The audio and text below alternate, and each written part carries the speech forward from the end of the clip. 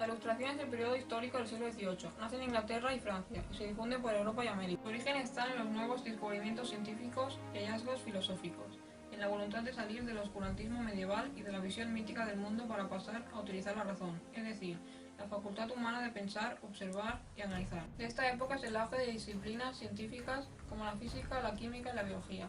Por esto es por lo que es conocido como siglo de las luces. Los periodos anteriores son el Renacimiento y el Barroco, que actualizan la cultura clásica de Roma y Grecia, pero la mayor parte de la población sigue viviendo sujeta a la religiosidad y al mito. La Ilustración querrá utilizar la razón para mejorar el mundo combatiendo la ignorancia y la superación. Las obras de esta época tienen un alto contenido didáctico, es decir, están pensadas para enseñar. De esta época es la creación de la primera enciclopedia en Francia y la fundación de la RAE en España, de los importantes descubrimientos científicos de Newton en Inglaterra, de la difusión de la higiene, aparte de encontrar aquí el origen de la revolución industrial.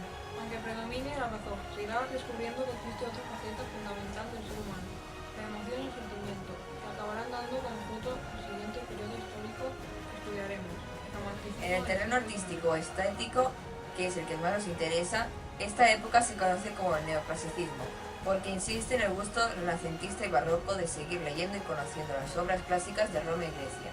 Los autores del neoclasicismo la utilizan como modelo. Esto será así con la literatura, pero también con la escultura, la pintura, la música y la arquitectura.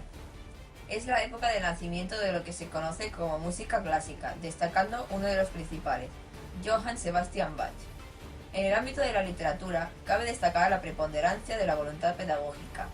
Muchos escritores son principalmente pensadores y filósofos, Voltaire, Montesquieu, Rousseau, y el género preferido para difundir ideas es el ensayo, obra de pensamiento y reflexión sobre un tema. Esto hace que haya poca poesía, más propia de la imaginación y la fantasía que pondrá de moda el romanticismo. También se escriben cuentos moralizantes y fábulas. De esta época son conocidas fábulas de La Fontaine. Las nuevas tecnologías de la época permitieron también viajar y conocer nuevos mundos desconocidos en Europa.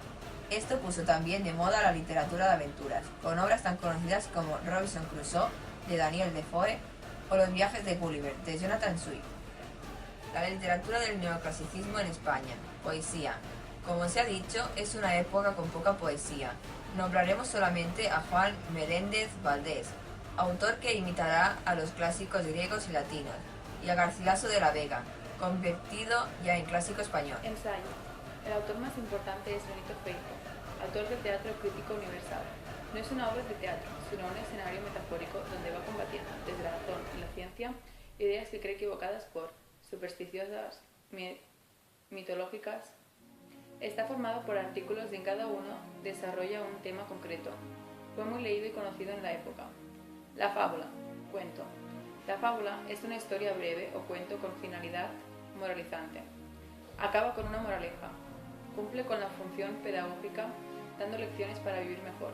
Dos autores, Iriarte y Samaniego, que imitarán fábulas ya conocidas de la literatura clásica griega y latina, Fedro y Esopo, y también del francés La Fontaine.